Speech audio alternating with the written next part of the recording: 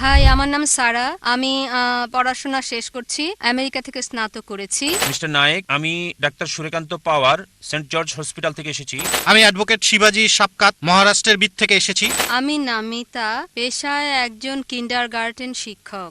আমি মিস্টার চৌহান, অবসরপ্রাপ্ত শিক্ষক। আচ্ছা, আমার একটা প্রশ্ন। মিস্টার জাকির, আমি অরোরা বিবেক। আমি ডাক্তার পূজা অরোরা, সায়ন হাসপাতাল থেকে এসেছি। আমি একজন সাইকোথেরাপিস্ট। আমার নাম আরিয়ান আরিয়ান পুত্রকুমার নারায়ণ সিং কোন্তে, দিল্লি থেকে এসেছি।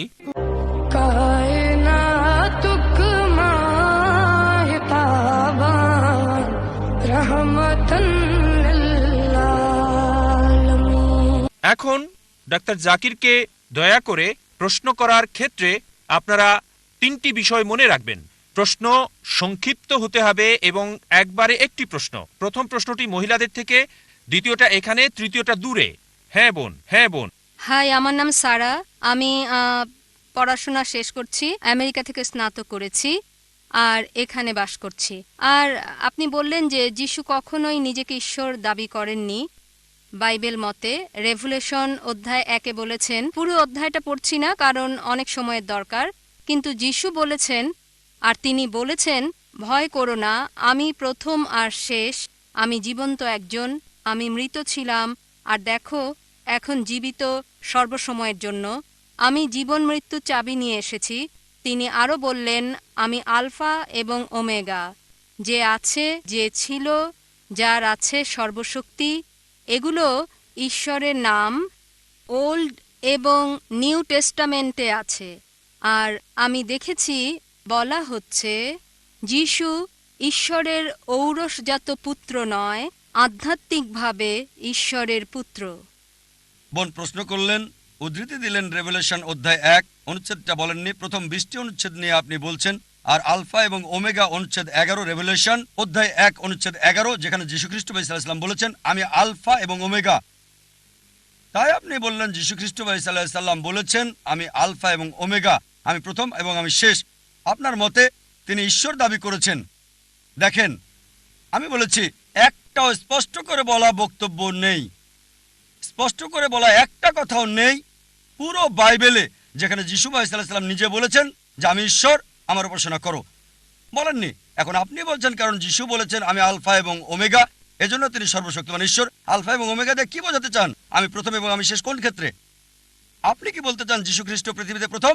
না, তার জন্মের আগে তার মা পৃথিবীতে ছিলেন। অনেক নবী তার আগে এসেছেন, সুতরাং অবশ্যই তিনি প্রথম না, আবার শেষও না। বাইবেলের মধ্যে বলা হয়েছে নবী মুহাম্মদ সাল্লাল্লাহু আলাইহি সাল্লাম আসবেন। এটা আছে গসপেল অফ জন অধ্যায় 16 অনুচ্ছেদ 12 থেকে 14। আমার অনেক কিছু বলার আছে, কিন্তু তোমরা এখন তা সহ্য করতে পারবে না। যখন সত্যের আত্মা আসবে, সে তোমাদের নিয়ে যাবে সত্যের দিকে। নিজে কিছু বলবে না, সে যা শুনবে তোমাদের বলবে। সে আমাকে সম্মানিত করবে, তোমাদের আসার পথ দেখাবে। নবী মুহাম্মদ সাল্লাল্লাহু আলাইহি সাল্লাম সম্পর্কে বলা হয়েছে। তাহলে কি বোঝানো হয়েছে আলফা এবং ওমেগা দিয়ে? এটা প্রথম এবং শেষ বোঝায়নি আক্ষরিকভাবে, কারণ অনেক মানুষই তার আগে এসেছিল এবং অনেক মানুষই তারপরে এসেছিল। ঈশ্বরের বিধান মতে এটা দিয়ে কি বোঝানো হয়েছে? নবীগণ যাই বলেন ঈশ্বরের বিধান মতে সে প্রথম এবং শেষ। মুসা আলাইহিস সালামের সময়ে তিনি ছিলেন আলফা এবং ওমেগা। ঈশ্বরের বিধান এটাই ছিল নিয়ম, তিনি যা শিক্ষা দিতেন মানতে হতো।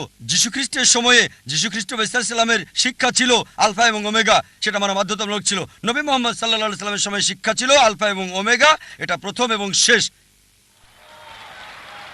এর মানে এই নয় তিনি ঈশ্বর দাবি করেছেন। এজন্য আমি বলেছি একটা স্পষ্ট কথাও নেই। যদি লিটারালি বলেন তিনি প্রথম এবং শেষ, আর যদি বাইবেল পড়েন বাইবেল এটা মানে না। অনেক মানুষের যীশু খ্রিস্ট ইসলামের আগে এসেছিল, তার জন্ম হয়েছিল মায়ের পেটে, আর অনেক মানুষই তার পরে এসেছিল। এজন্য বোন আমি বলেছি স্পষ্ট করে বলা একটা কথা। আশা করি উত্তরটা পেয়েছেন। হ্যাঁ ভাই।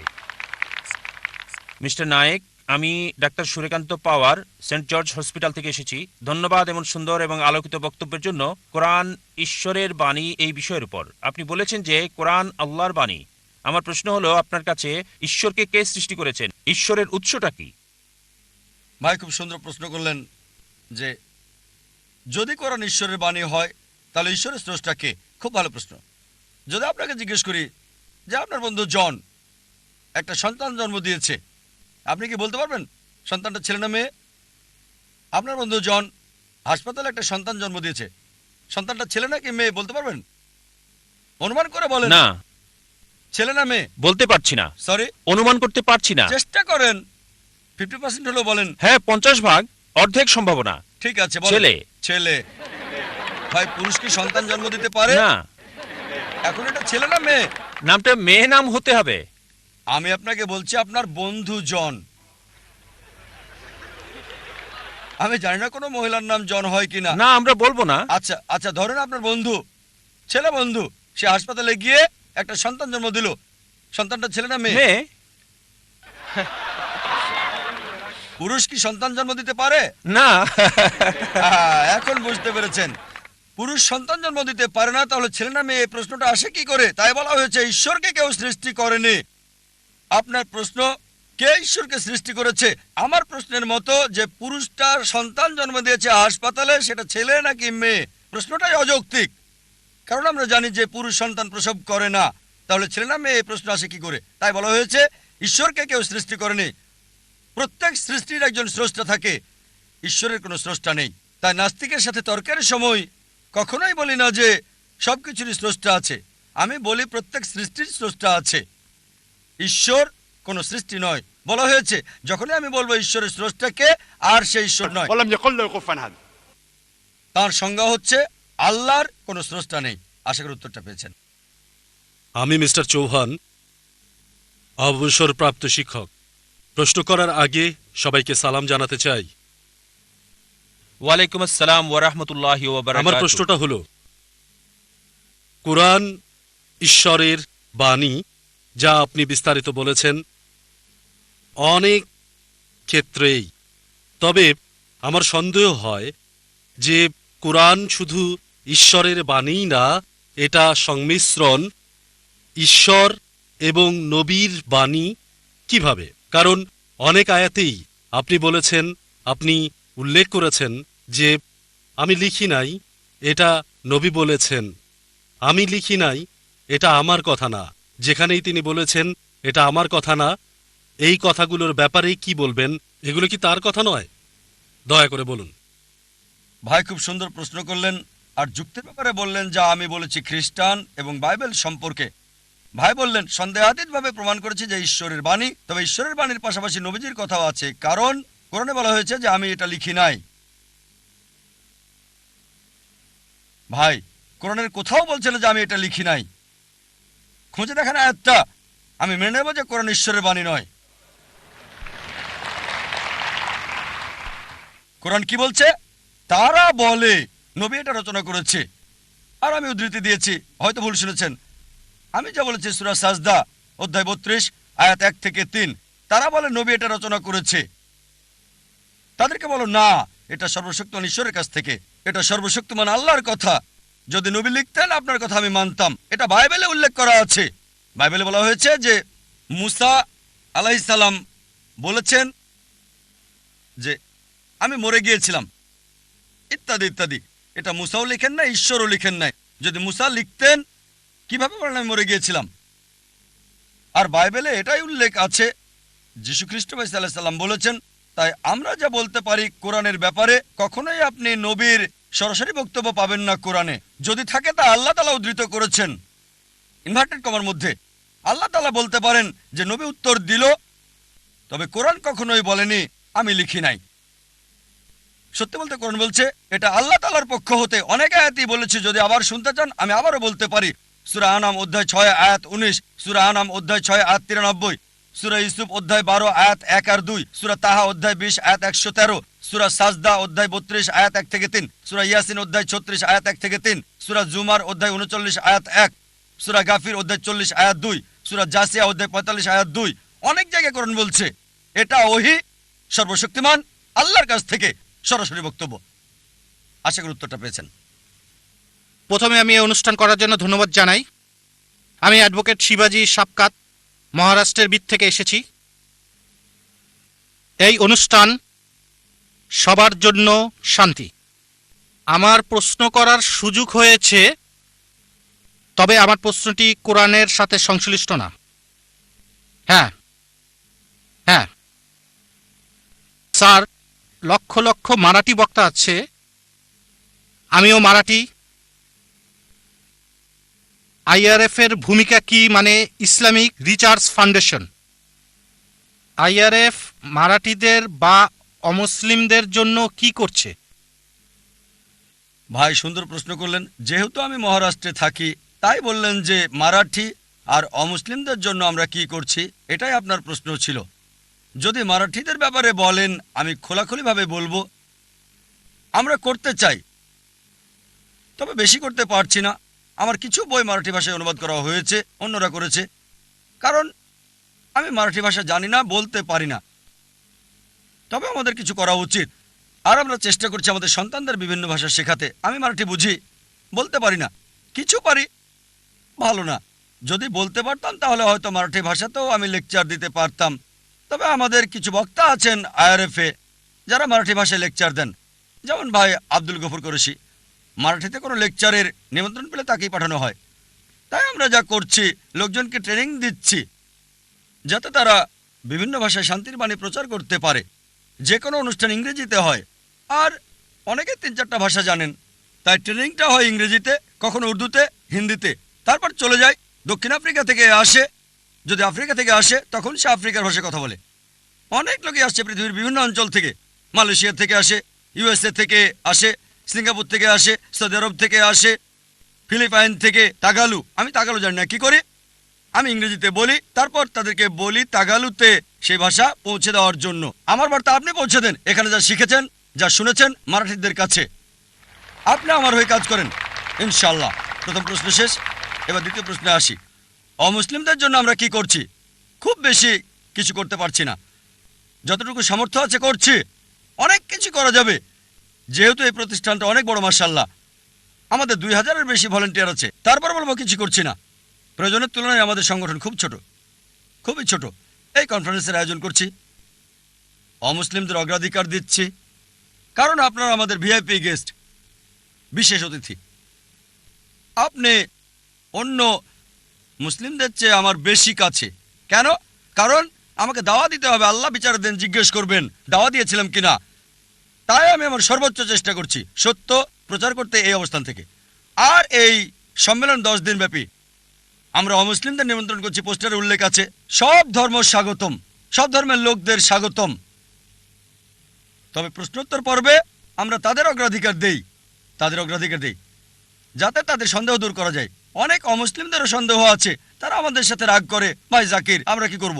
কিছুক্ষণ পর কালকে দেখে নেব, সমস্যা নেই। কাল মানে আগামীকাল না, হয়তো 10 দিন পরে। তাই সত্যটা জানানোর পাশাপাশি যা করছি, হয়তো 1 লক্ষ মানুষ হবে এখানে, মাশাআল্লাহ 1 লক্ষ মানুষ, কিন্তু 60 মিলিয়নেরও বেশি মানুষ সরাসরি দেখছে। তারপরও প্রয়োজনের তুলনায় সামান্য। আইআরএফ মানে ইসলামিক রিসার্চ ফাউন্ডেশন, যা করা দরকার এর সামান্যই করছি। তবে সামর্থ্যের সর্বোচ্চ চেষ্টা করছি, আর আল্লাহ তাআলার কাছে দোয়া করছি আমাদের এই চেষ্টাকে কবুল করো, সত্যের বাণী পৃথিবীতে প্রচারের এই চেষ্টাকে। আশা করি উত্তরটা পেয়েছেন। আপনার প্রতিষ্ঠানের জন্য শুভকামনা রইল। হ্যাঁ বোন, পরবর্তী প্রশ্নটি করুন। হাই জাকির নায়েক, আসসালামু আলাইকুম। আমি নামিতা, পেশায় একজন কিন্ডারগার্টেন শিক্ষক। প্রথমে আপনাকে আমি অভিনন্দন জানাতে চাই আপনার এই মহান কাজের জন্য, শান্তি, ভালোবাসা আর ভ্রাতৃত্বের বাণী প্রচারের ক্ষেত্রে। আমি আপনাকে জিজ্ঞাসা করতে চাই, যদি কোরআন ঈশ্বরের বাণী হয়, যদি ইসলাম সত্য জীবন ব্যবস্থা হয়, তাহলে কেন লোকজন এত সময় নিচ্ছে এই জীবন ব্যবস্থাকে গ্রহণ করতে? বোন সুন্দর প্রশ্ন করলেন। কোরআন আল্লাহর বাণী, ইসলাম সত্য ধর্ম, লোকজন কেন এটা গ্রহণ করতে দেরি করছে? বোন, সরল পথে থাকা সবসময় সহজ না।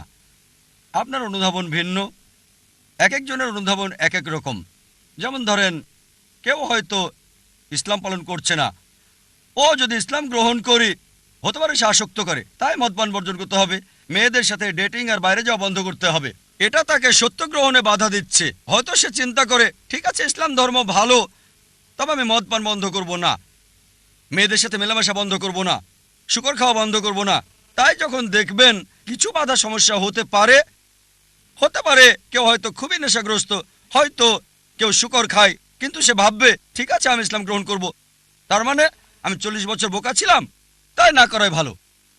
কেউ হয়তো ভাববে ইসলাম গ্রহণ করলে বন্ধুরা কি বলবে, আমার মা কি বলবে, বাবা কি বলবে। তাই বোন, এগুলোই হচ্ছে বাধা। এই বাধা অতিক্রম করতে পারলে সত্য গ্রহণ করতে পারবেন।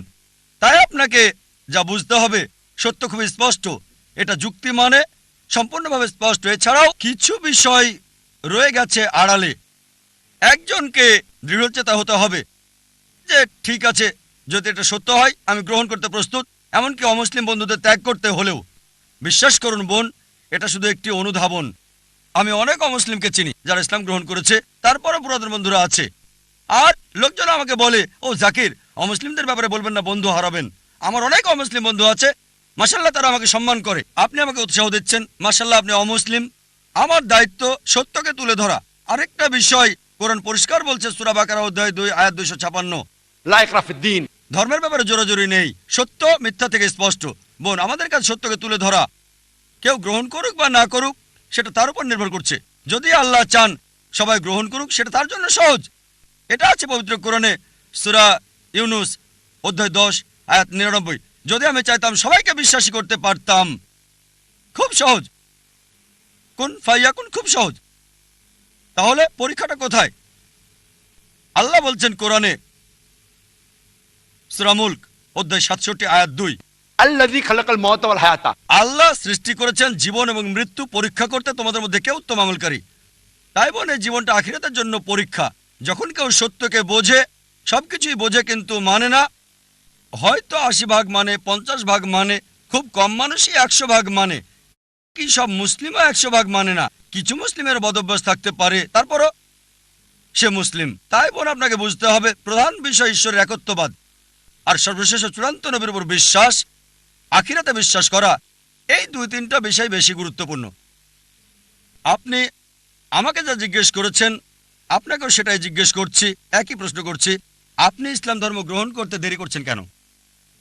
ডাক্তার জাকির নায়েক, আমি আপনাকে কিছু বলতে চাই। এখানে আপনার মাধ্যমে আমি ইসলাম ধর্ম গ্রহণ করলাম আর কালমা পড়ছি, লা ইলাহা ইল্লাল্লাহু মুহাম্মাদুর রাসূলুল্লাহ। মাশাআল্লাহ বোন, আল্লাহ আপনাকে দয়া করুক, আল্লাহ আপনাকে জান্নাতে দেবেন ইনশাআল্লাহ। আপনাকে অভিনন্দন জানাই বোন, আল্লাহ আপনাকে রহমত করুক আর জান্নাতে দিক, আমিন। আচ্ছা, আমার একটা প্রশ্ন। সূরা আলে ইমরান আয়াত 50, এতে বলা হয়েছে যিশু শিক্ষাকে মানতে, তাহলে কেন মানুষ মানছে না? বোন নামটা বলবেন প্লিজ। Chastity. বোন প্রশ্ন করলেন যে কোরআন বলছে সূরা আল ইমরান অধ্যায় 3 আয়াত 50 যে আমাদেরকে যীশু খ্রিস্ট বা ইসলামের শিক্ষা অনুসরণ করতে হবে। অনেক আয়াতই আছে যেগুলো বলছে আমাদেরকে ঈসা আলাইহিস সালামের উপর বিশ্বাস করতে হবে।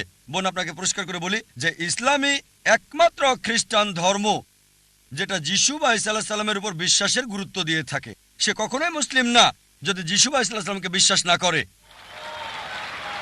আমরা বিশ্বাস করি তিনি ছিলেন আল্লাহ সুবহানাহু ওয়া তাআলার একজন মহান নবী। আমরা বিশ্বাস করি তিনি ছিলেন মসিহ মানে খ্রিস্ট। আমরা বিশ্বাস করি তার জন্ম হয়েছে অলৌকিকভাবে কোনো পুরুষের স্পর্শ ছাড়াই, যা অনেক আধুনিক খ্রিস্টানি এখন এটা বিশ্বাস করে না। আমরা বিশ্বাস করি তিনি মৃতকে জীবিত করতেন আল্লাহর সাহায্যে। আমরা বিশ্বাস করি তিনি সুস্থ করতেন অন্ধ এবং কুষ্ঠরোগীকে আল্লাহর সাহায্যে। বোন, খ্রিস্টান আর মুসলিমরা একত্রিত হচ্ছে, তবে কেউ হয়তো বলবে তাহলে পার্থক্যটা কোথায়? বোন, পার্থক্যের কারণ হচ্ছে যে অনেক খ্রিস্টান তারা বলে যে যিশু বা ঈসা আলাইহিস সালাম তিনি ঈশ্বর দাবি করেছেন, তিনি বলেছিলেন আমি সর্বশক্তিমান ঈশ্বর। বোন, আপনি যদি বাইবেল পড়েন একটা স্পষ্ট করে বলা কথাও আপনি পাবেন না পুরো বাইবেলে যেখানে যিশু বা ঈসা আলাইহিস সালাম নিজে বলেছেন যে আমি ঈশ্বর, আমার উপাসনা করো। যদি কোনো খ্রিস্টান একটা মাত্র স্পষ্ট কথা দেখাতে পারেন, স্পষ্ট করে বলা একটা কথা পুরো বাইবেলে যেখানে যিশু বা ঈসা আলাইহিস সালাম নিজে বলেছেন আমি ঈশ্বর, অথবা বলেছেন আমার উপাসনা করো, আমি আজই খ্রিস্টান ধর্ম গ্রহণ করব। অন্য মুসলিম ভাইদের পক্ষ থেকে আমি কথাটা বলছি না।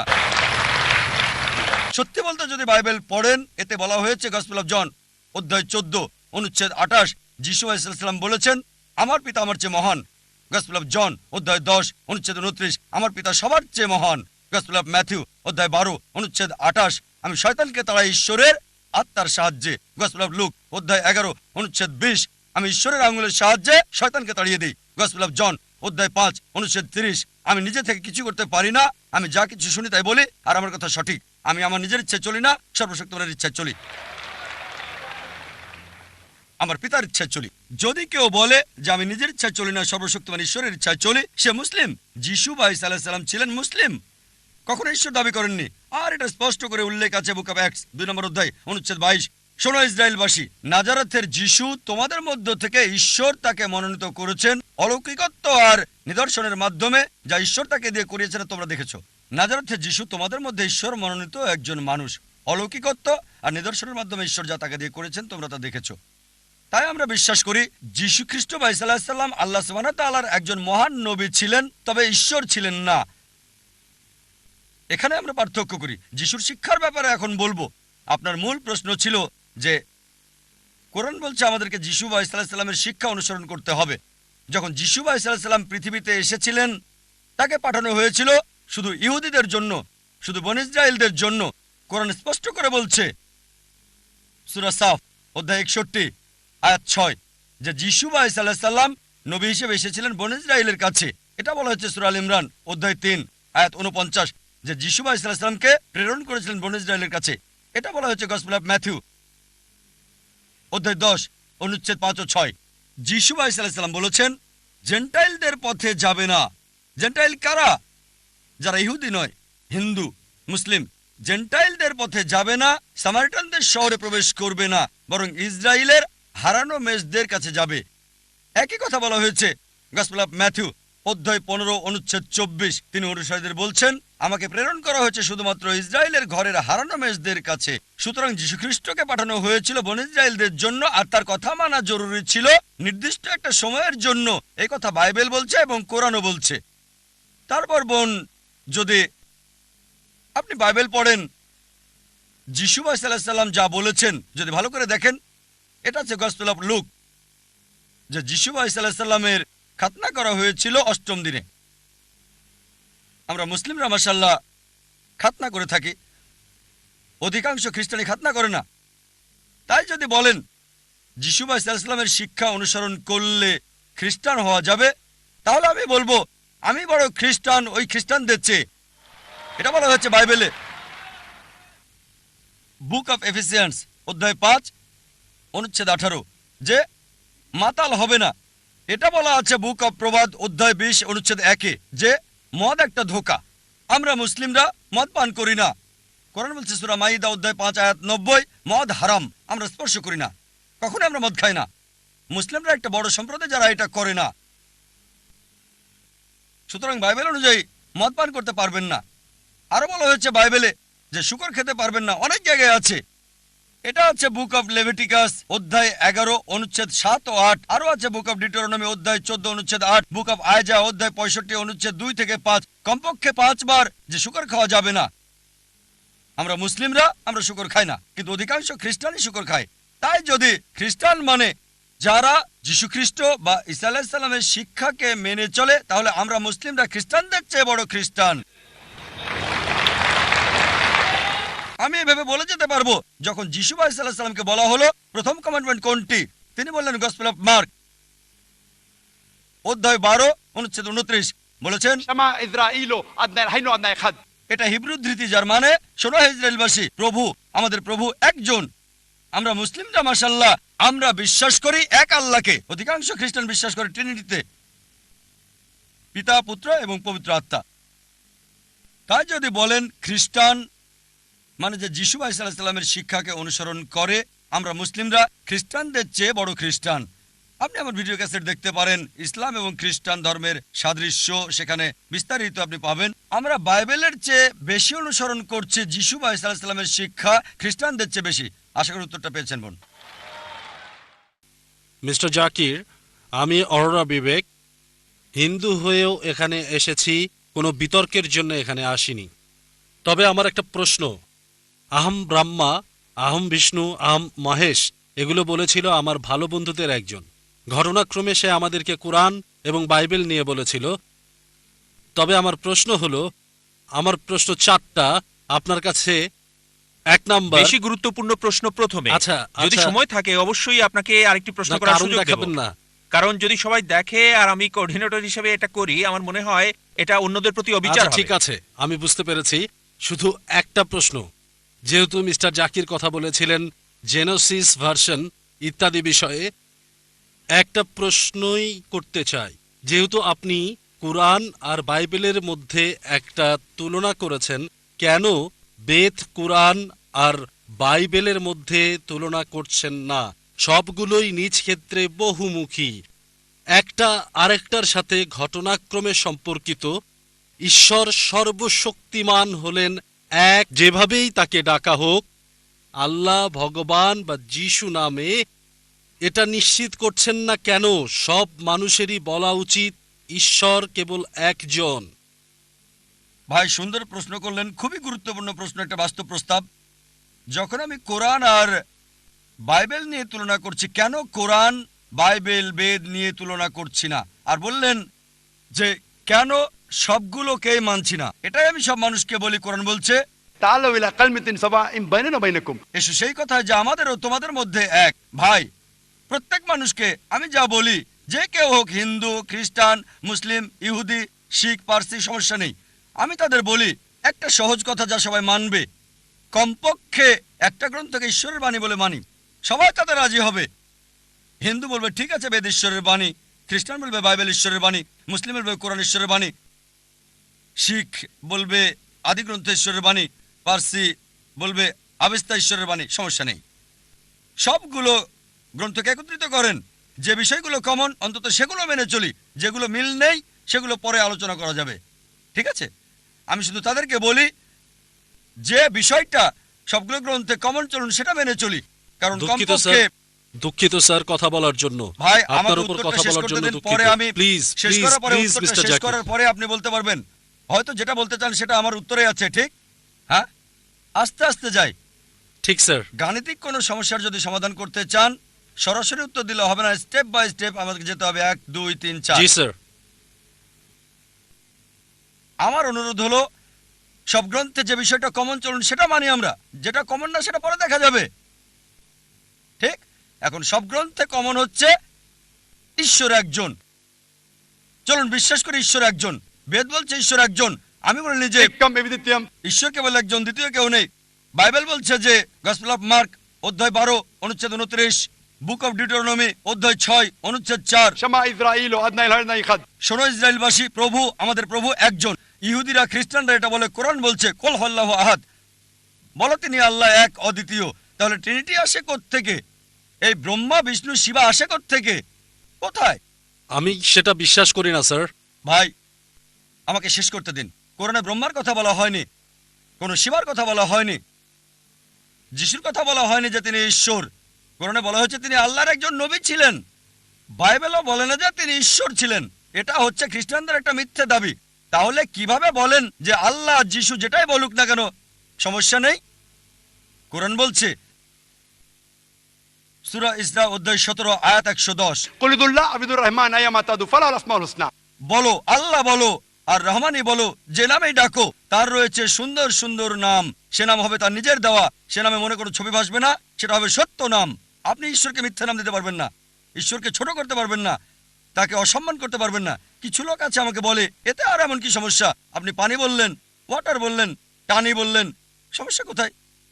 যদি বলেন পানি, এটা হিন্দি নাম, টানি হচ্ছে তামিল, ময়া বা মাই এটা আরবি, জল বাংলা, সমস্যা নেই, যে কোনো নামে বলতে পারেন। কিন্তু কোনো সকালে আমার এক বন্ধু এসে বলল প্রত্যেকদিন সকালে পানি খাই।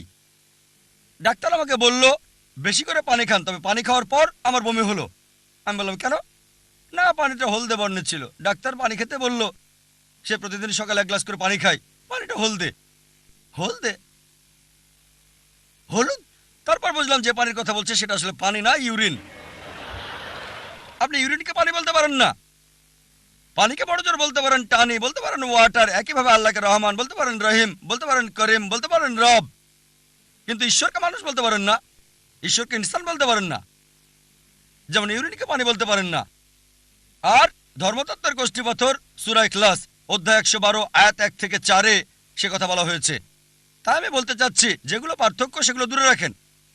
কোরআন কোথাও বলেনি যিশু ঈশ্বর, কোথাও কোরআন বলেনি মহেশ ঈশ্বর, তাই মহেশকে দূরে রাখুন। হ্যাঁ, যদি বলেন ব্রহ্মা, ব্রহ্মা সংস্কৃত শব্দ যার মানে হচ্ছে সৃষ্টিকারী ঈশ্বর। যদি বলেন স্রষ্টা, কোনো আপত্তি করব না। যদি বলেন ঈশ্বর হলেন স্রষ্টা, তাহলে কোনো আপত্তি করব না, কারণ কোরআন বলছে আল্লাহ হলেন খালিক, স্রষ্টা। কিন্তু যদি বলেন এই স্রষ্টার আছে 4টা মাথা, 4টা হাত আছে, তাহলে একটা ছবি তৈরি করছেন, আপনি বেদের বিরুদ্ধে যাচ্ছেন। न तस्य प्रतिमा अस्ति ঈশ্বরের কোনো প্রতিমূর্তি নেই, আমি সেটা বিশ্বাস করি স্যার। সুতরাং তাকে স্রষ্টা বলে ডাকেন। কিন্তু যদি বলেন স্রষ্টা হলেন মানুষ, তাহলে সে ঈশ্বর না। আমি ক্ষমা চাচ্ছি স্যার। আরো মহান ভাই, যদি আপনি আমার ভিডিও ক্যাসেট দেখেন, ইসলাম আর হিন্দু ধর্মের সাদৃশ্য, ইনশাআল্লাহ অনেক প্রশ্নের উত্তর পাবেন। আশা করি উত্তরটা পেয়েছেন। আমি ক্ষমা চাচ্ছি। আমি আসলে যা আপনাকে বলতে চাচ্ছি মিস্টার জাকির, আমি বিতর্কে যেতে চাই না এখানে। তবে বিষয়টা হলো মিস্টার জাকির যা বলতে চাচ্ছিলেন সবই ঠিক আছে। আর এখানে লোকজন যা চাচ্ছিল, আমি আসলে যা জানতে চাই, ঠিক তিনি যা বক্তব্যে আমাদেরকে বলেছেন, আমরা তার কাছে ঠিক রিনাইসা শুনতে চাই। রিনাইসা পৃথিবীর স্রষ্টা, আর এটা যেভাবেই বলা হোক, আল্লাহ, ভগবান বা যিশু, পার্থক্য করা উচিত নয়। এটাকে সমন্বয় করতে হবে ভিন্নতা থেকে। ধন্যবাদ ভাই, যদি আমার লেকচার শুনে থাকেন, আল্লাহ বলে ডাকেন, কোনো সমস্যা নেই, অথবা ডাকেন ভগবান। এখন দেখার বিষয় হচ্ছে ভগবান মানেটা কি। রজনীশের মতে ভগবান মানে অন্য কিছু, জানেন কিনা জানি না। রজনীশের মতে, রজনীশ যে সংজ্ঞা দিয়েছে তাতে আমি বিশ্বাস করি না যে ভগবান ঈশ্বর। তাই আমাদেরকে ঈশ্বরের ধারণায় বিশ্বাস করতে হবে। স্রষ্টা, সৃষ্টিকারী, মেকার, যদি ঈশ্বরের সেই ধারণাটা থাকে, আপনি তাকে সঠিক নামে ডাকবেন, ভুল শব্দ ব্যবহার হবে না। যে শব্দগুলো সব গ্রন্থে কমন, আমাদের কোনো আপত্তি থাকবে না। তবে যিশুর আপনি যা বললেন সেটা কোরআন এবং বাইবেলে কমন না। কোরআন বলছে যিশু হলেন আল্লাহর নবী, আর বাইবেলও বলছে তিনি ঈশ্বরের নবী। কিন্তু খ্রিস্টানরা এটা ভুল বোঝে যে যিশু ঈশ্বর দাবি করেছিলেন। তাই খ্রিস্টানরা যদি বাইবেল বুঝতে ভুল করে, তাদের সাথে আমি একমত হব কেন? আমি সত্যটা তুলে ধরবো। আমরা ঝগড়া করার জন্য এখানে আসিনি, কমন বিষয়গুলোতে একমত হতে এসেছি। تعالوا إلى كلمة سواء بيننا وبينكم এসে সেই কথায় যা তোমাদের আমাদের মধ্যে এক। আমি ডাক্তার পূজা অরোরা, সায়ন হাসপাতাল থেকে এসেছি। আমি একজন সাইকোথেরাপিস্ট। স্যার, আমি আপনার সাথে একমত। একটা ছোট প্রশ্ন শুধু। যখন নবী মুহাম্মদ সাল্লাল্লাহু আলাইহি সাল্লাম নবুয়ত পেয়েছিলেন, আর তিনি, যেমন আপনি বললেন যে তিনি ছিলেন সাধারণ লোক, নবুয়ত পাবার আগে সেই সময়ে কোরআন, যেটা ঈশ্বরের বাণী, এটা কি শুধু মুসলিমদের আলোকিত করেছিল? কারণ ঈশ্বর পক্ষপাতিত্ব নিশ্চয় করবেন না। তাহলে পৃথিবীর অবশিষ্ট মানুষ তখন কি করছিল? যখন নবী মুহাম্মদ সাল্লাল্লাহু আলাইহি সাল্লাম অল্প কিছু মানুষকে আলোকিত করেছিলেন, আর এটা এমন দীর্ঘ সময় নিয়েছে সমাজের অন্যান্য অংশগুলোকে আলোকিত করার জন্য এই ঈশ্বরের বাণী দ্বারা, আর কত বছর নেবে অমুসলিমদের জন্য? মুসলিমদের মতো হিন্দুরাও হবে। আমি সম্পূর্ণভাবে আপনার সাথে একমত। এর একটা ধারণা হতে হবে যে হিন্দুরা মূর্তিতে বিশ্বাস করে, ছবিতে, অথবা রাম, ভগবান, যাই হোক না কেন, এটা একটা বিশ্বাস। আর তাদেরকে এটার মাধ্যমে বোঝাতে হবে যে ঈশ্বর এক। হিন্দু ধর্ম বিশ্বাস করে এক সর্বশক্তিতে, যেটা একটা শক্তি, একটা স্বর্গীয় শক্তি। তবে দুঃখজনকভাবে এটা বিভিন্ন আকার দেওয়া হয়েছে। সুতরাং যদি এই কল্যাণের জন্য কোরআন যদি একজন হিন্দুকে সাহায্য করে এক ঈশ্বর সম্পর্কে জানতে, এটা খুবই ভালো। বোন খুব সুন্দর প্রশ্ন করলেন, গুরুত্বপূর্ণ প্রশ্ন। যদি কোরআন এমন এক বই হয়, যদি এটা ঈশ্বরের বাণী হয়, তাহলে কেন এটা শুধুমাত্র একটা ছোট্ট দলের জন্য এসেছিল, যেখানে ছিল শুধু আরবরা আর মুসলিম? সারা পৃথিবীর জন্য কেন আসেনি? কত সময় লাগবে? বোন, কোরআন কখনোই শুধু মুসলিম বা আরবদের জন্য নাজিল হয়নি। কোরআন সমগ্র মানব জাতির জন্য। এটা বলা হয়েছে সূরা ইব্রাহিম অধ্যায় 14 আয়াত 1, সূরা ইব্রাহিম অধ্যায় 14 আয়াত 52, সূরা বাকারা অধ্যায় 2 আয়াত 185 এবং সূরা জুমার অধ্যায় 39 আয়াত 41-এ কোরআন সমগ্র মানব জাতির জন্য প্রেরিত। সময় সংক্ষিপ্ত, তাই রেফারেন্সটা দিচ্ছি, উদ্ধৃতি বলছি না। তাই কোরআন শুধু মুসলিম বা আরবদের জন্য নয়, কোরআন সমগ্র মানব জাতির জন্য।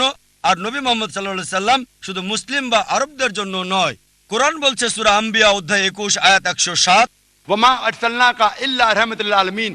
আমি তো তোমাকে প্রেরণ করেছি রহমত স্বরূপ সমগ্র মানব জাতির জন্য, সারা পৃথিবীর জন্য, সমগ্র সৃষ্টির রহমত স্বরূপ। একই কথা বলা হয়েছে সূরা সাবা অধ্যায় 34 আয়াত 28, যে নবী মুহাম্মদ সাল্লাল্লাহু আলাইহি সাল্লামকে পাঠানো হয়েছে সারা পৃথিবীর নবী হিসেবে, সুসংবাদদাতা আর পাপ থেকে সতর্ককারী হিসেবে। তবে অধিকাংশ মানুষই তা জানে না। কোরআনের এই আয়াত বলছে অধিকাংশ মানুষই তা জানে না। এই কারণেই বোন আমরা এমন সম্মেলন করে থাকি। এটা সব মুসলিমের দায়িত্ব সর্বশক্তিমান আল্লাহর বাণী সবার কাছে তুলে ধরা। তাহলে আরেকটা প্রশ্ন স্যার করব? সময় লাগবে, তবে ভালো হয় আর দেরি না করলে। আর যারা মুসলিম হিসেবে দাবি করে অনেকেই ভালো মুসলিম না, হয়তো শুধু নামেই আব্দুল্লাহ, জাকির, মোহাম্মদ, সুলতান। ভালো মুসলিম তারা নাও হতে পারে। একইভাবে আপনি ঠিকই বলেছেন, হিন্দু ধর্মে গ্রন্থ মানছে না। তারপরও যে ধর্মের সবচেয়ে বেশি মানা হয় শুধু মুখে নয় কাজে কর্মে, সেটা হচ্ছে ইসলাম 1 নম্বরে। খ্রিস্টানরা সংখ্যা অনেক বেশি, প্রায় 200 কোটি, মুসলিমরা 130 কোটি। তবে পৃথিবীতে ধর্ম মানার ক্ষেত্রে 1 নম্বর হলো ইসলাম, পার্সেন্টেজ হিসেবে সবচেয়ে বেশি। তাই এই আলোচনা প্রধানত ওই সমস্ত মুসলিমদের উদ্দেশ্যে যারা যথাযথভাবে ধর্ম পালন করছে না, যাতে ইসলামের কাছে থাকে। আর ওই সব মুসলিমদের কাছে শান্তির বাণী পৌঁছাতে চাই, ভালোবাসার বাণী, আর পৃথিবীতে প্রমাণ করতে চায় যে ঈশ্বর কেবল একজনই। পূর্ণ শান্তি তখনই আসতে পারে যদি নিজের ইচ্ছাকে আল্লাহর কাছে সমর্পণ করেন। এটা একমাত্র রাস্তা পৃথিবী এবং আখিরাতে পূর্ণ শান্তি পাবার। আর এই কারণে এই বোন এমন সম্মেলন করছি। আমাদের একটা স্যাটেলাইট চ্যানেল আছে, পিস টিভি। প্রতিদিন 60 মিলিয়নেরও বেশি মানুষ এটা দেখছে। তাই অন্তত বিচারের দিনে আল্লাহ সুবহানাহু ওয়া তাআলার কাছে বলতে পারবো, হে আল্লাহ, আমাদের সামর্থ্যের মধ্যে সর্বোচ্চ চেষ্টা করেছি। আমরা অন্তত প্রতিদিন 60 লক্ষ মানুষের কাছে তোমার দাওয়াত দিয়েছি, আর আজকে এই দাওয়াত আপনার কাছে পৌঁছে গেল বোন। তাই পরবর্তীতে বিচারের দিনে বলতে পারবো, আল্লাহ সুবহানাহু ওয়া তাআলাকে আমি দাওয়াত দিয়েছি, এই বোনকে গ্রহণ করা না করাটা আপনার বিষয়। আরেকটা বিষয় স্যার বলতে পারবো, একটু যোগ করতে চাই, পারবো? অনেক ধন্যবাদ স্যার। আর একটা বিষয়, যদি ঈশ্বর নিরপেক্ষ থাকবেন বিচারের দিনে, তাই না? তাহলে আপনি পক্ষপাতিত্ব করলেন যে অমুসলিমদের অগ্রাধিকার দেওয়া প্রশ্ন করার ক্ষেত্রে। ঈশ্বর ন্যায় নিরপেক্ষ। তাই যদি হিন্দুরা মূর্তি এবং ছবিতে বিশ্বাস করা বন্ধ করে আর তারা সর্বশক্তিমানে বিশ্বাস করে যার কোনো আকৃতি নেই, কোনো আকার নেই, বিচারের দিনে তারা কি মুসলিম হিসেবে গণ্য হবে সর্বশক্তিমান ঈশ্বরের কাছে? না, এটা এমন না। একই ধারণা যা হিন্দু ধর্মে আছে, যা ভুল বিশ্বাস আর আকৃতি দিয়ে পালন করা হয়।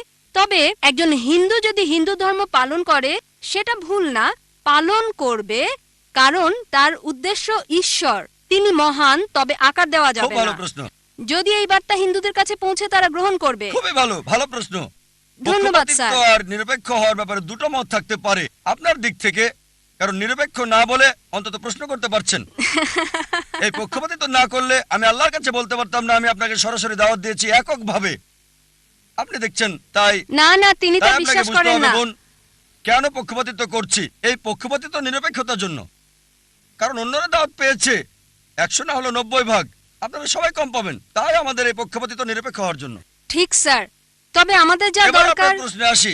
জি স্যার। এটা খুবই ভালো প্রশ্ন, যে যদি হিন্দুরা বিশ্বাস করে এক ঈশ্বরে, মূর্তিতে বিশ্বাস না করে, প্রতিমূর্তিতে বিশ্বাস না করে, ভাস্কর্যে বিশ্বাস না করে, তাহলে শেষ বিচারের দিনে তারা কি মুসলিম হবে?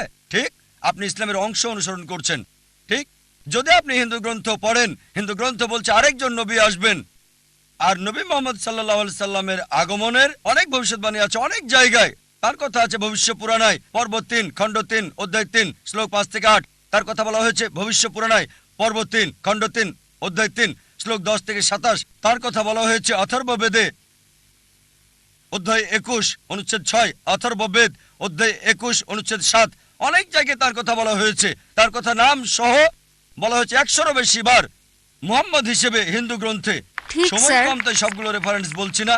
কল্কি পুরাণায় কল্কি অবতারের কথা উল্লেখ আছে অধ্যায় 2 অনুচ্ছেদ 4, 5, 7, 9, 11 এবং 15-তে বলা হয়েছে আরেকজন অবতার আসবে, কল্কি অবতার, যার বাবার নাম হবে ঈশ্বরে ভৃত্য বিষ্ণু ইয়াস। আরবি করলে হয় আব্দুল্লাহ, যেটা মুহাম্মদ সাল্লাল্লাহু আলাইহি ওয়াসাল্লামের বাবার নাম। এই কল্কি অবতারের মায়ের নাম হবে সুমতি, যার অর্থ শান্তি, নীরবতা, যার আরবি হচ্ছে আমেনা, যেটা নবী মোহাম্মদ সাল্লাল্লাহু আলাইহি ওয়াসাল্লামের মায়ের নাম। তার জন্ম হবে মাধব মাসের 12 তারিখ, 12ই রবিউল আউয়াল। এই দিনে নবীজির জন্ম হয়েছিল। তার 4 জন সাথী থাকবে। আমরা জানি প্রথম 4 খলিফার কথা। তিনি জন্মগ্রহণ করবেন শান্তির জায়গায়, মক্কায়। তার জন্ম হবে মক্কার প্রধান গোত্র কুরাইশ বংশ। আরো বলছে তিনি উত্তর দিকে যাবেন, একটা গুহা থেকে ফিরে আসবেন। আর নবীজি মুহাম্মদ সাল্লাল্লাহু আলাইহি ওয়াসাল্লাম মক্কা থেকে মদিনায় গিয়ে আবার এসেছিলেন। আরো অনেক আছে কলকি অবতার সম্পর্কে। আপনি একটা অংশে বিশ্বাস করছেন লা ইলাহা, আপনাকে এটা বিশ্বাস মুহাম্মাদুর করতে হবে রাসূলুল্লাহ। মুহাম্মাদুর রাসূলুল্লাহ। ধন্যবাদ স্যার, ধন্যবাদ। আর যদি এটা করেন, নাম যাই আছে থাক, সেটাই থাকুক, হোক প্রীতি, যে নামই থাকুক। আপনার নাম কি বোন? পূজা। পূজা, এই নামই থাকুক, বদলাতে হবে না। মুসলিম হলেই হলো, নাম পরিবর্তনের কোনো দরকার নেই আপনার। কিন্তু স্যার ধারণাটা এক ঈশ্বরের ধারণা, কোনো মূর্তি নেই, কোনো প্রতিমূর্তি নেই। তার শেষ এবং চূড়ান্ত নবী মুহাম্মদ। ইনশাআল্লাহ বিচারের দিনে আপনি জান্নাতে যাবেন এই পূজা নাম নিয়েই। তাই স্যার রাস্তা ভিন্ন ভিন্ন, মূল বিষয় হলো উদ্দেশ্য এক হতে হবে। আমি এটাই বিশ্বাস না করি। বোন, গন্তব্যের জন্য পথগুলো ভিন্ন। যদি সবগুলো পথের গন্তব্য একই জি হয়ে থাকে স্যার, তাহলে আলাদা কথা। লক্ষ্য তো একই হবে, এটাই আমি বলতে চাচ্ছিলাম। বোন, সব রাস্তা দিয়ে রোমে যাওয়া যাবে না, ঠিক? আপনি মনে করতে পারেন, কিন্তু ভুলভাবে মনে করলে আমি সঠিক করে দেব। আমি বিশ্বাস করি হতে না। পারে না স্যার, না না। বোন, যদি বলেন আপনি হিন্দু, সংজ্ঞাগতভাবে যে ভারতে বাস করে সেই আসলে হিন্দু। না স্যার, এটা এমন না। বোন, হিন্দু হচ্ছে ভৌগোলিক সংজ্ঞা। আপনি জানেন না, আমি জানি। আমি একজন হিন্দু ভৌগোলিক ভাবে। আমি হিন্দু ভৌগোলিক ভাবে। হিন্দু শব্দটা প্রথম ব্যবহার করে আরবরা। অনেকে এখানে আছে, তারা আমাকে হিন্দি বলে। যখন সেখানে যাই, হিন্দি, হাই হিন্দি, তারা বলে আমি হিন্দু। হিন্দু শব্দটা প্রথম ব্যবহার করে আরবরা যখন ভারতে এসেছিল। পার্সিরা ব্যবহার করেছিল এটা ভারতের লোকদের বোঝাতে যখন ভারতে এসেছিল। তাই ভৌগোলিকভাবে আমি হিন্দু। যদি ধর্মীয়ভাবে বলেন, হিন্দু হচ্ছে মিসনোমার। স্বামী বিবেকানন্দ বলেন সঠিক কথাটি হচ্ছে বেদান্তি। আপনার বেদ মানা উচিত। তাই যদি সঠিক বিষয়টা অনুসরণ করেন, বেদের এক ঈশ্বরে বিশ্বাস করেন আর বিশ্বাস করেন নবী মোহাম্মদ সাল্লাল্লাহু আলাইহি ওয়াসাল্লামকে, তাহলেই আপনি একজন মুসলিম। কিন্তু স্যার ধর্ম শক্তিশালী হতে পারে না। হ্যাঁ? আসল শক্তি হলো আল্লাহ। ঠিক, আমি আপনার সঙ্গে সত্য এবং একমত। চূড়ান্ত শক্তি আল্লাহ। আর ঈশ্বরের ধর্ম হচ্ছে চূড়ান্ত। স্যার সেটা ঈশ্বরের একমাত্র ধর্ম ধর্ম। ইসলাম না। ঈশ্বরের ধর্ম ইসলাম না, এটা না। ইসলাম, যদি আরবি শব্দ ইসলাম আপনাকে মর্মাহত করে, সেটাকে আপনি দূরে রাখেন। না না, এটা আমাকে আঘাত করছে না। আমি এটা আপনাকে কষ্ট বলছি বোন, দিচ্ছে না। যদি মর্মাহত না করে না তবে স্যার, এটা একটা ভালো শব্দ। কিভাবে এটা অন্যকে আঘাত করে? অন্তত একজন শিক্ষিত মেয়েকে না। মাশাআল্লাহ, আপনি একজন শিক্ষিত মেয়ে। হ্যাঁ, ধন্যবাদ, অনেক ধন্যবাদ আপনাকে। ধন্যবাদ স্যার। বোন, ইসলাম হচ্ছে নিজের ইচ্ছাকে আল্লাহর কাছে সমর্পণ করা। ইসলাম নিয়ে যদি সমস্যার দরকার নেই, তবে আপনার ইচ্ছাকে সমর্পণ করুন। আল্লাহ কোরআনে বলেছেন সূরা আল ইমরান অধ্যায় 3 আয়াত 19, इन दीन इंदल्लाह इस्लाम। একমাত্র ধর্ম, একমাত্র জীবন ব্যবস্থা আল্লাহর কাছে গ্রহণযোগ্য হচ্ছে নিজের ইচ্ছাকে আল্লাহর কাছে সমর্পণ করা। আমার নাম আরিয়ান পুত্রকুমার নারায়ণ সিং কৌন্তে, দিল্লি থেকে এসেছি। আমি ভালো ইংরেজি বলতে পারি না, এজন্য আমি দুঃখিত। স্যার, আমি জিজ্ঞেস করতে চাই যে ভগবানের বানানো নিয়মে কি পরিবর্তন হতে থাকে? আমি এজন্য জিজ্ঞেস করছি যে ইসলাম ধর্মে বলা হয় যে মানুষের কখনো পুনর্জন্ম হয় না, আর শ্রীমদ্ ভগবত গীতাতে শ্রীকৃষ্ণ অর্জুনকে বলেছিলেন, হে পৃথিবীর মানুষ, যার মানে সবাই কয়েকবার জন্ম নেয়। হয়তো তোমার জানা নেই যে আমার কয়েকবার জন্ম হয়ে গেছে। আমি প্রথমে গীতাতে যে জ্ঞান দিয়েছিলাম তা প্রথমে মানুষকে দিয়েছিলাম, যাকে আপনারা সবাই নূহ আলাইহিস সালাম হিসেবে চিনে থাকেন। আবার পরের বার বলছে যে আমি সূর্যদেবকে এই জ্ঞান দিয়েছিলাম, এখন আমি আপনাকে এটা দিচ্ছি। তাহলে স্যার, আপনি কি বলতে পারেন যে মানুষের কি পুনর্জন্ম হয় নাকি হয় না? সময়ের সাথে সাথে কি ভগবানের দেওয়া নিয়মের কোনো পরিবর্তন হয় কিনা আমি জানতে চাই। ভাই, দুটো প্রশ্ন করলেন। প্রথম প্রশ্ন হচ্ছে সর্বশক্তিমান ঈশ্বরের আইন এবং শিক্ষার মধ্যে কোনো পরিবর্তন করা যায় কিনা, পরিবর্তন হতে পারে কিনা। আর দ্বিতীয় প্রশ্ন, একজন মানুষ দ্বিতীয়বার জন্মাবে কিনা, পুনর্জন্ম হবে কিনা। আর একটা উদ্ধৃতি দিলেন গীতা থেকে, এটা নিয়ে পরে বলবো। এবার আসুন আপনার প্রথম প্রশ্নে, ঈশ্বরের বিধান পরিবর্তন হয় কিনা। যদি ঈশ্বরের বিধানটা সময় সংশ্লিষ্ট হয়ে থাকে, যদি সেটা নির্দিষ্ট একটা গোত্রের মানুষের জন্য হয়, নির্দিষ্ট সময়ের জন্য হয়, তবে এটা পরিবর্তন হয়।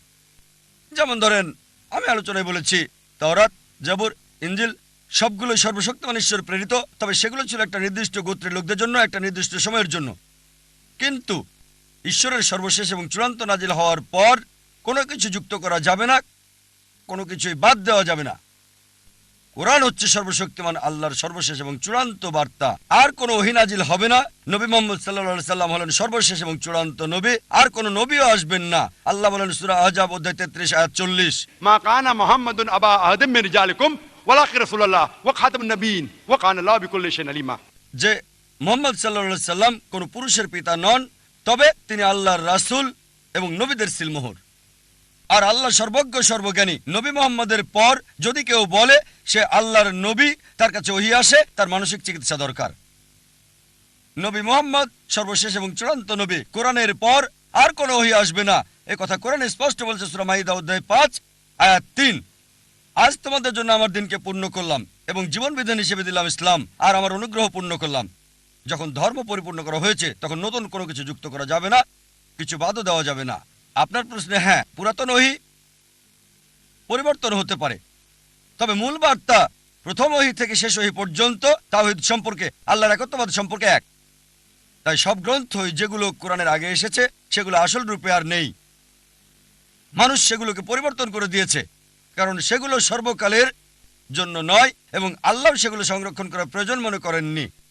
এবার যদি কোরআনের ব্যাপারে বলেন, আল্লাহ বলেছেন সূরা হিজর অধ্যায় 15 আয়াত 9, আমি কোরআন নাজিল করেছি, আমি এর সংরক্ষণকারী। এই কোরআনকে যদি সমগ্র মানবজাতি পরিবর্তন করার চেষ্টা করে তারা তা পারবে না। সমগ্র মানবজাতি আর জিন একত্রিত হলেও কোরআনকে পরিবর্তন করতে পারবে না। আর পূর্ববর্তী কিতাবের ব্যাপারে বললে হ্যাঁ, তাহলে তা করতে পারবে, তবে চূড়ান্ত বার্তার ক্ষেত্রে পারবে না। এটা হচ্ছে চূড়ান্ত। এবার আসুন আপনার দ্বিতীয় প্রশ্নে। স্যার, আমার দ্বিতীয় প্রশ্ন ছিল আমার যে মনে আছে দ্বিতীয় আল্লাহর প্রশ্ন। কাছে মনে আছে, আমার যে মনে আছে। তিনজন মানুষ থাকে তাদের সাথে আমাদের ব্রহ্মা, বিষ্ণু আর মহেশ, এই তিনজনের কাজ আলাদা আলাদা। তার মানে প্রথমে ব্রহ্মা যে প্রাণী যে কাজই করে সে অনুযায়ী তাকে জন্ম মানে আবারও পৃথিবীতে পাঠিয়ে দেয়। দ্বিতীয় কাজটি করে বিষ্ণু। বিষ্ণুজি সবাইকে লালন পালন করে আর তাদের দায়িত্বে থাকে। তৃতীয় যে মহাদেব আছেন, যাকে দেব আদি মহাদেব ডাকা হয়, মানে যাকে শিবশঙ্কর বলা হয়, আর তিনি সবার হিসাব মিলিয়ে দেন।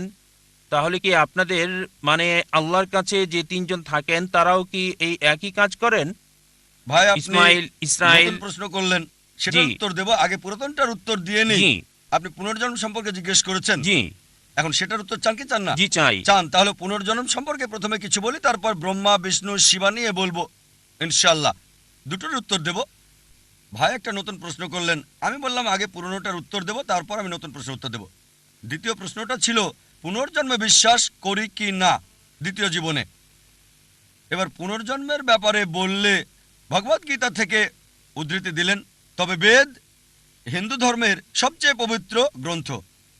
বেদ হচ্ছে প্রথম, এগুলো হচ্ছে শ্রুতি, তারপরে আসে হচ্ছে স্মৃতি। মহাভারতের অংশ হলো ভগবদ্গীতা। যদিও ভগবদ্গীতা বেশি পড়া হয় বেদের চেয়ে, তবে নির্ভরযোগ্যতার ক্ষেত্রে বেদ হচ্ছে উপরে। বেদ পুনর্জন্ম সম্পর্কে বলছে, পুনর্জন্ম মানে পরবর্তী জীবন। আর যদি কোরআন পড়েন, কোরআনও এই কথা বলছে। কোরআন বলছে আপনি পৃথিবীতে আসবেন, তারপর মারা যাবেন, আবার পুনরুত্থিত হবেন। পূর্ণ মানে পরবর্তী, জন্ম মানে জীবন, পুনর্জন্ম। কোথাও বেদ বলছে না জীবন মৃত্যু, জীবন মৃত্যু, জীবন মৃত্যু, কোথাও বলছে না এই কথা, কোথাও বলেনি। ভগবদ গীতাও এ ব্যাপারে কিছু বলেনি। আপনি যে উদ্ধৃতিটা দিয়েছেন ভগবদ গীতা অধ্যায় 4 অনুচ্ছেদ 22, আমি রেফারেন্সটা দিচ্ছি। এটা ভগবদ গীতায় উল্লেখ আছে। হিন্দুদের মতে এটা সর্বশক্ত ঈশ্বরের বাণী। তাতে বলা হয়েছে যেহেতু মানুষ কাপড় পরিবর্তন করে, পুরাতন কাপড় ফেলে দেয়, নতুন কাপড় পরিধান করে, একইভাবে আত্মা নতুন দেহের ভেতরে যায়। পুরাতন দেহকে ফেলে দিয়ে নতুন দেহে যায়, আমার কোনো সমস্যা নেই। পৃথিবীতে এই দেহ আছে, যখন মারা যাবেন আপনাকে উঠানো হবে নতুন দেহে, সমস্যা নেই। এটা কোরআনের সাথে মিলছে, বেদের সাথে মিলছে। তবে এই দর্শন যেটা বললেন পুনর্জন্মের ব্যাপারে, সংস্কৃত ভাষায় বলা হয়েছে সংস্কারা। পুনর্জন্মের থিওরি, জীবন মৃত্যুর থিওরি বলা হয় পুনর্জন্ম, ঠিক? এই থিওরিটা দাঁড় করিয়েছেন হিন্দু ধর্মের পণ্ডিতরা, বেদের কোথাও উল্লেখ নেই। কেন? কারণ তারা ব্যাখ্যা দিতে পারতো না। কেন কিছু লোক দেব, কিছু লোক ধনী, কিছু লোকের জন্ম গরিব পরিবারে, কিছু লোকের সুস্বাস্থ্য আছে, কিছু লোকের বংশগত হৃদরোগ আছে। ঈশ্বর এমন অবিচার করছেন কেন? তারা এর কোনো ব্যাখ্যা দিতে পারেনি। তাই তারা একটা দর্শন নিয়ে এলো জীবন মৃত্যুর, কর্ম আর ধর্ম। কর্ম হচ্ছে কাজ, ক্রিয়া, ধর্ম হচ্ছে বিধান। তাহলে ব্যাখ্যা কি কেন ঈশ্বর অবিচার করছেন, কেন একজন মানুষ হৃদরোগ নিয়ে জন্ম নেবে? শেষ জীবনে সে কিছু পাপ করেছিল। এই দর্শন অনুমান হিন্দু ধর্মের পণ্ডিতদের, এটা বেদের নয়। তাই তারা এই দর্শন নিয়ে এলো আর বলল যদি ভালো কাজ করো পরবর্তী জীবনে উঁচু জাতে জন্ম নেবে তোমরা। আর হিন্দু ধর্মের বিশ্বজনীন ভ্রাতৃত্ব হচ্ছে সব জীবন্ত প্রাণী ভাই।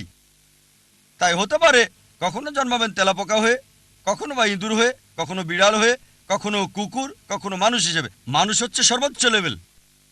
ভালো কাজ করলে উঁচু লেভেলে জন্মাবেন, খারাপ কাজ করলে নিচু জাতে জন্মাবেন। আপনি মানুষ হয়ে জন্মাতে পারবেন 7 বার। কতবার? 7 বার। এটা হিন্দু পণ্ডিতদের দর্শন, যেটাকে বলা হয় সংস্কারা। এখন আপনাকে জিজ্ঞেস করি, এই পৃথিবীতে অপরাধ বাড়ছে না কমছে?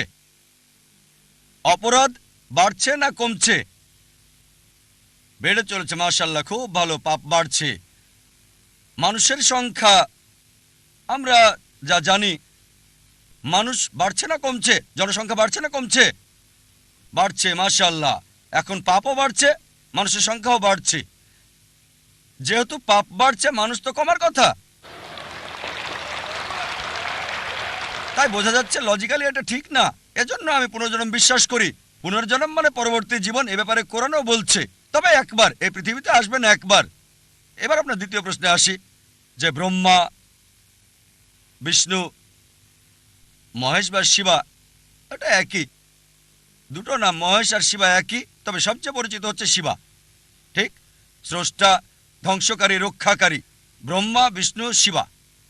আর আপনি বললেন ঈশ্বরের 3টি রূপ। না, 3টি রূপ না। তার কি কোনো মানুষ আছে? হ্যাঁ, তার অনেক ফেরেশতা আছেন, তবে ঈশ্বর একাই যথেষ্ট। কোনো সাহায্যের দরকার হয় না। তবে যদি তিনি চান ফেরেশতা দিয়ে কাজ করাতে পারেন, যদি চান। যদি না চান সমস্যা নেই। তিনি শুধু চাইবেন, তা হবে। কুন ফায়াকুন, হও আর হয়ে যায়। এবারে হিন্দুদের ব্যাপারে বললে, তারা যা বিশ্বাস করে তা কিছুটা ট্রিনিটির মতো, খ্রিস্টানদের মতো হিন্দুরা বিশ্বাস করে যে সর্বশক্তিমান ঈশ্বর, সৃষ্টির জন্য একজন ঈশ্বর ব্রহ্মা, ধ্বংসের জন্য একজন ঈশ্বর শিবা, একজন ঈশ্বর হলেন রক্ষাকারী বিষ্ণু। সুতরাং আলাদা ঈশ্বর সৃষ্টির জন্য, আলাদা ঈশ্বর রক্ষার জন্য, আলাদা ঈশ্বর ধ্বংসের জন্য। কোরআন বলছে সূরা আম্বিয়া অধ্যায় 21 আয়াত 22, এক আল্লাহ ছাড়া যদি একাধিক আল্লাহ থাকতো অবশ্যই তারা ঝগড়া করত। আর কোরআন বলছে সূরা মুমিনুন অধ্যায় 23 আয়াত 91, যে যদি একাধিক ঈশ্বর থাকতো একজন আরেকজনের সাথে যুদ্ধ করতো। এজন্য আমরা হিন্দু মিথ থেকে দেখি একজন ঈশ্বর যুদ্ধ করছে আরেকজনের সাথে, একজন ঈশ্বর আরেকজনকে পরাজিত করছে, তৃতীয় জন দ্বিতীয়জনকে সাহায্য করছে। ঈশ্বর কিভাবে যুদ্ধ করে?